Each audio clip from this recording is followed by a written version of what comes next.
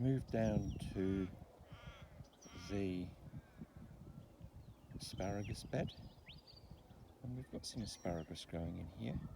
Let's do a little bit of walking and talking and see how we go. As you can see in here, excuse the shadow if you can see it, but there's some lavender. It's not lavender, I've got lavender on the brain. There's some asparagus growing nicely.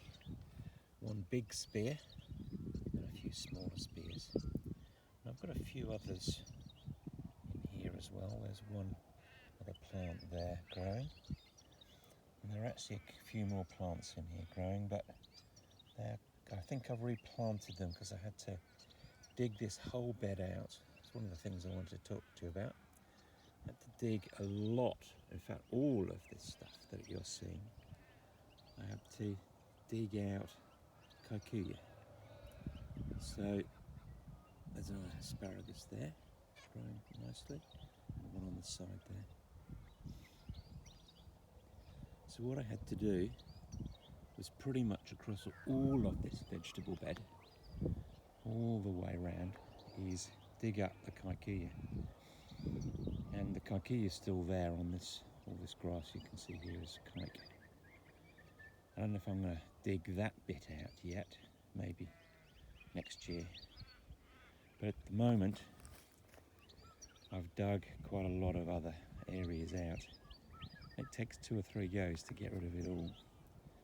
As you saw yesterday, that's the close that I've got, sort of self-built, using an old greenhouse cover that I had.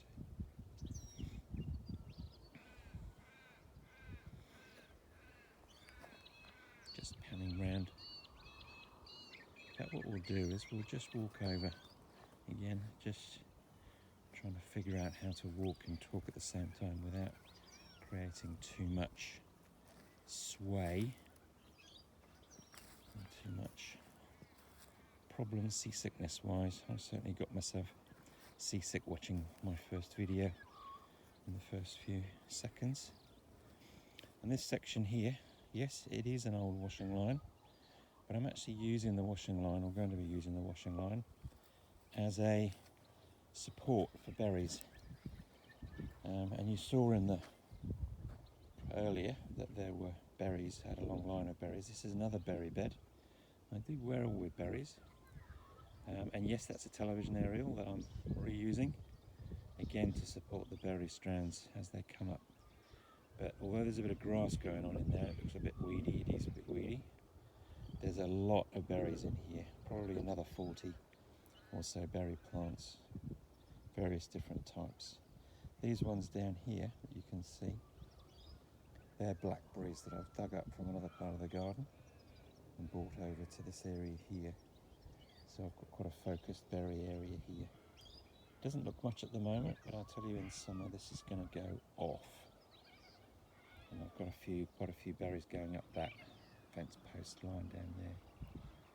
If we just pan across again, you'll get an understanding of where we are. There are the pea sticks, and there's a big pile of peas down the end there. In fact, I'll walk along here so you can see them. Again, I need to go slowly just to make sure it's not too violent. You can see there's the peas.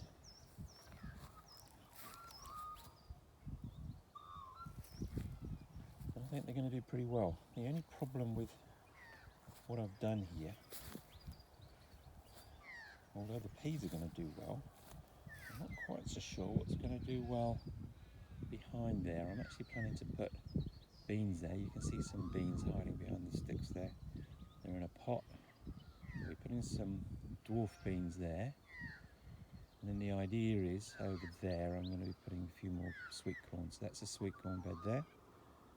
That's going to be planted later. And that bed there is going to be beans. Question is, will they do well if they're shielded from the sun by these peas down here? Well, I hope they will be, and I hope by that stage of the summer the sun's going to be pretty close to overhead and they're going to get plenty of sun without too much of a problem.